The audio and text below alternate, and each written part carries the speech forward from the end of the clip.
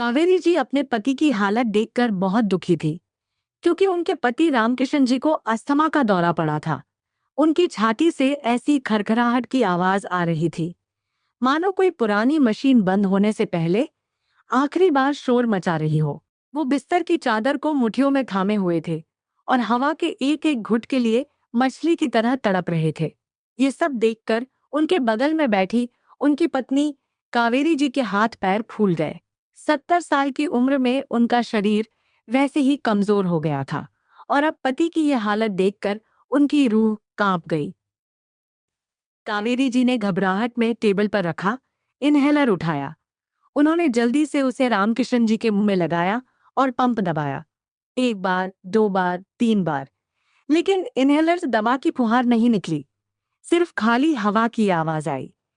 हे भगवान, ये भी अभी खत्म होना था, कावेरी जी ने जोर से कहा। तो रामकिशन जी ने अपनी पथराई आंखों से कावेरी जी की ओर देखा, जैसे कह रहे हो कि अब रहने दो कावेरी, शायद अब जाने का वक्त आ गया है। लेकिन कावेरी जी हार कैसे मान लेती। उन्होंने अपने पति के हाथ को थामा और रुंधे गले से बोली, आप हिम्मत मत हारना जी, मैं अभी दवा का इंतजाम करती हूँ। कहते हुए कावेरी जी जल्दी से कमरे से बाहर आई और बेटे बहू के कमरे के पास जाकर जोर जोर से दरवाजा पीटने लगी। बहू, वो बहू, दरवाजा खोलो, बेटी जल्दी खोलो। अंदर से कोई आवाज नहीं आई। कावेरी जी का दिल बैठ जा रहा था। उन्होंने फिर से पूरी ताकत से दरवाजा पिटा, शिवानी बेटी बाहर आओ, तेरे बाबूजी की सांस उखड़ रही है। तभी झटके से दरवाजा खुला, सामने उनकी बहू शिवानी खड़ी थी। उसने कावेरी जी को ऐसे घूर कर देखा जैसे कोई भिखारी उसके दरवाजे पर आ गया हो। क्या है मां जी? उसने गुस्से से अपनी बोहे चढ़ाते हुए कहा। रात के 12 बज रहे हैं। इंसान को दिन भर काम करने के बाद भी आप लोग चैन से नहीं सोने देते।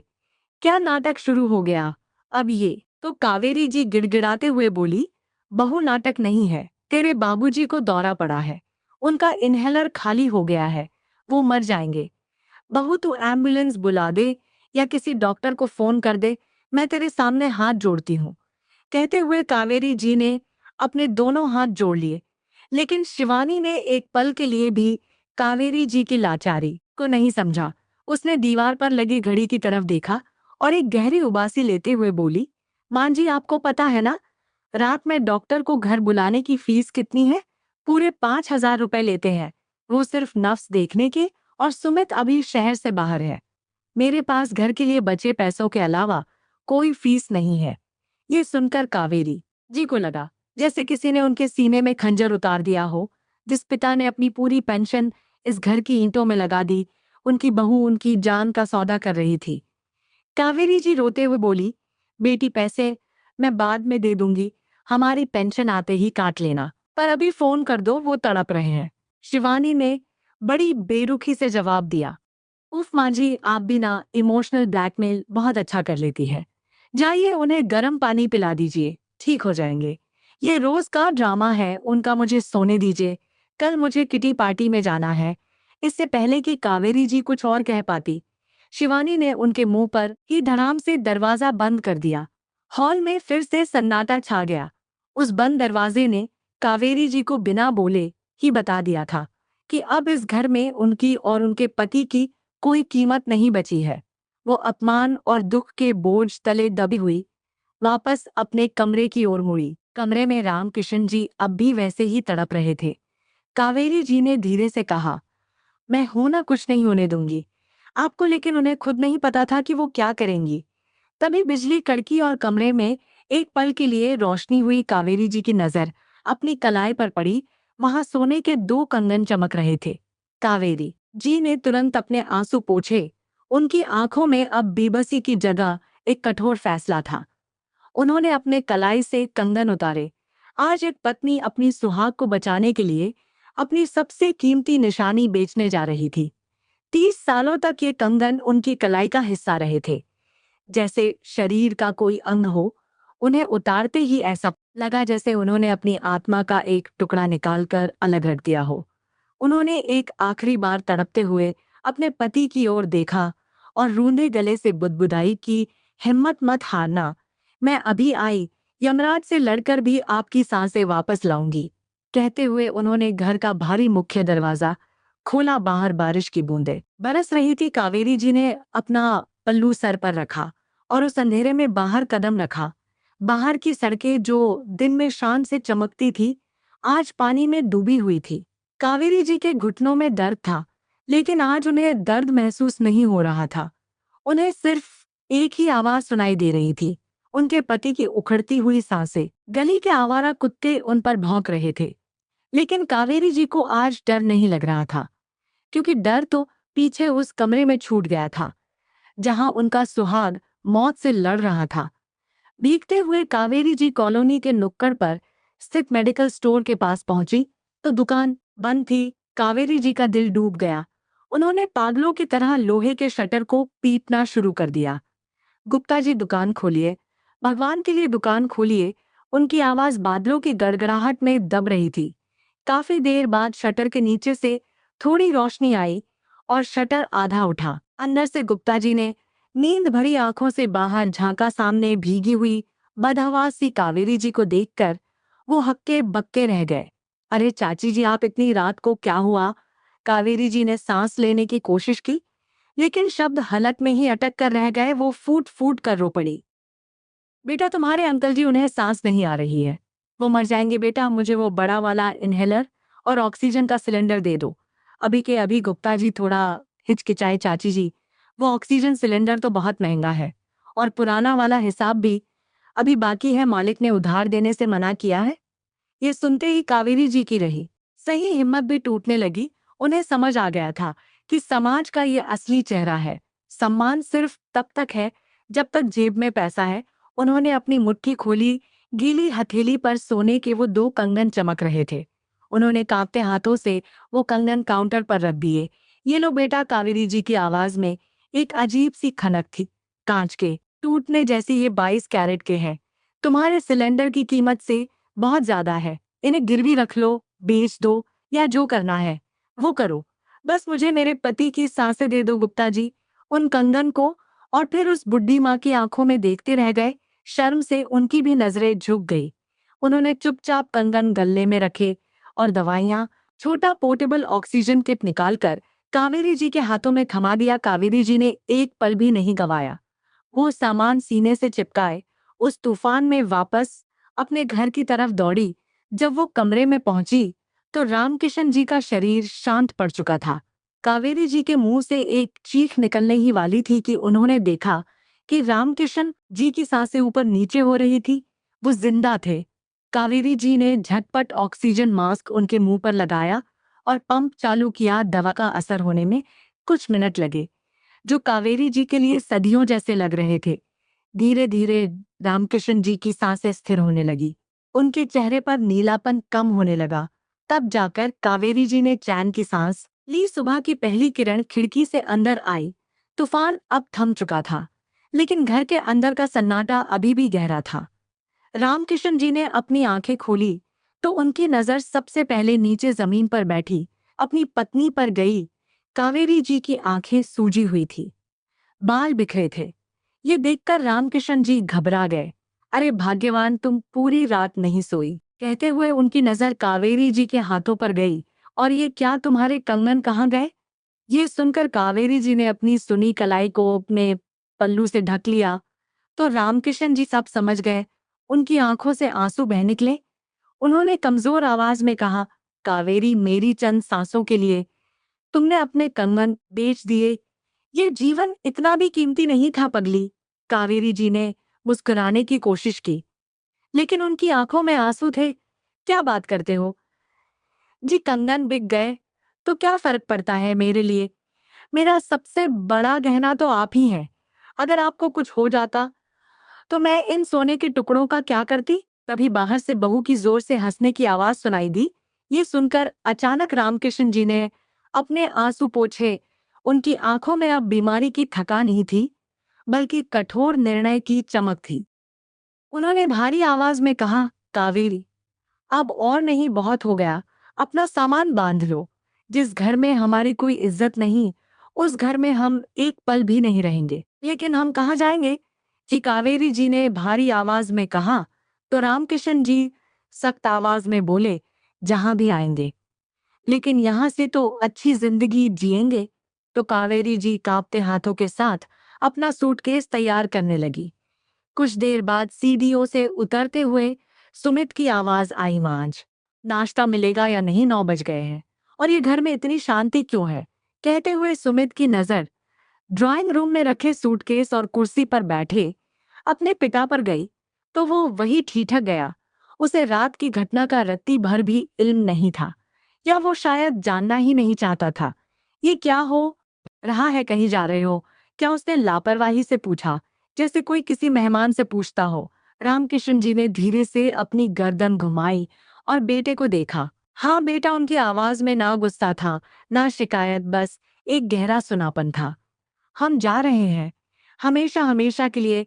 तभी रसोई से चाय का कप हाथ में ये शिवानी बाहर आई। ये सुनते ही उसके चेहरे पर एक कुटिल मुस्कान आने से रुक ना सकी, लेकिन उसने बनावटी हैरानी दिखाते हुए कहा, अरे ये क्या नया ड्रामा है, बाबूजी कहाँ जाएंगे इस उम्र में। आप लोग और क्या कहेंगे कि बेटे बहू ने घर से निकाल दिया, हमें समाज में मुंह दिखाने लायक छोड़ोगे या नहीं। उसने अपनी चिंता नहीं बल्कि अपनी इज्जत की चिंता जताई। कावेरी जी अब तक चुप थी, अचानक फट पड़ी। उनका सब्र का बांध टूट गया। वो आगे बढ़ी और सख्त आवाज में बोली, समाज इज्जत कल रात जब तुम्हारे पिताजी सांस के लिए तड़प रहे थे तब कहाँ थी तुम्हारी ये इज्जत। जब मैंने तेरी बीवी का दरवाजा खटखटाया और उसने मेरे मुंह पर दरवाजा बंद कर दिया तब कहाँ था वो समाज। पूरे कमरे में सन्नाटा छा गया। सुमित की नजरें झुक गई, लेकिन अफसोस से नहीं बल्कि पकड़े जाने की शर्मिंदगी से। तभी शिवानी ने बात संभालने की कोशिश की, तो इसमें इतना बवाल करने की क्या जरूरत है माँ जी, बाबूजी की तो हर रोज सांसें उखड़ जाती है, तो क्या अब हमें ऐसे इमोशनल ब्लैकमेल करोगे। तभी रामकिशन जी अपनी छड़ी के सहारे मुश्किल से खड़े हुए। उनका शरीर कमजोर था, लेकिन उनका आत्मसम्मान आज भी ऊंचा था। उन्होंने कहा, बेटा, जिस घर में बुजुर्गों के आंसू बहते रहे वो घर नहीं खंडहर हो जाता है। हमने सोचा था कि ये मकान हमारा बुढ़ापे का सहारा बनेगा, लेकिन हम भूल गए थे कि ईंट पत्थर कभी सहारा नहीं बनते, सहारा तो औलाद बनती है। और हमारी औलाद तो, इतना कहकर उनका गला रूंध गया। वो अपनी बात पूरी नहीं कर पाए। तभी कावेरी जी ने सूटकेस उठाया। वो भारी था, लेकिन उस बोझ से हल्का था जो उनके दिल पर रखा गया था। दोनों बुजुर्ग दंपति मुख्य दरवाजे की ओर बढ़ गए। हर एक कदम के साथ एक याद पीछे छूटती जा रही थी। वो कोना जहां सुमित ने पहली बार चलना सीखा था, वो दीवारें जिन पर रामकिशन जी ने खुद पुताई की थी ताकि पैसे बच सके, आज वो दीवारें चीख चीख कर उन्हें रोक रही थी। लेकिन वहां रहने वाले इंसान खामोश थे। दरवाजे की चौखट पर पहुंचकर कावेरी जी एक पल के लिए रुकी। एक औरत के लिए अपना घर छोड़ना अपनी अर्थी उठने जैसा होता है। उन्होंने मुड़कर एक आखिरी बार अपने घर को देखा, अपने मंदिर को, अपनी रसोई को। उनकी आंखों से आंसुओं की धारा बह निकली। चलो कावेरी, रामकिशन जी ने उनका हाथ थाम लिया। अब पीछे मत देखो, जो पीछे छूट गया वो अब हमारा नहीं रहा। कहते हुए वो बाहर निकल गए। पीछे सुमित और शिवानी बरामदे में खड़े थे। सुमित ने एक बार भी अपने माता पिता को रोकने की कोशिश नहीं की, बल्कि उल्टा शिवानी से बोला, जाने दो शिवानी, 2-4 दिन में अकल ठिकाने आ जाएगी तो खुद ही वापस आ जाएंगे। बुढ़ापे में कहाँ कहाँ भटकेंगे। शिवानी ने राहत के सांस ली। चलो बला टली, अब कम से कम रात को चैन की नींद तो सो पाएंगे। लेकिन वो दोनों नहीं जानते थे, ये जो माता पिता आज खाली हाथ, सुनी कलाई और टूटे दिल के साथ घर से निकले हैं, वो वापस आने के लिए नहीं बल्कि उन्हें ऐसा सबक सिखाने के लिए गए हैं जो वो जिंदगी भर याद रखेंगे। रामकिशन जी और कावेरी जी का ठिकाना अब शहर के बाहरी इलाके में बनी एक पुरानी धर्मशाला थी। कमरा छोटा था, दीवारों से चुना झड़ रहा था। कावेरी जी ने कोने में अपना पुराना सूटकेस रखा और वहीं जमीन पर बैठ गई।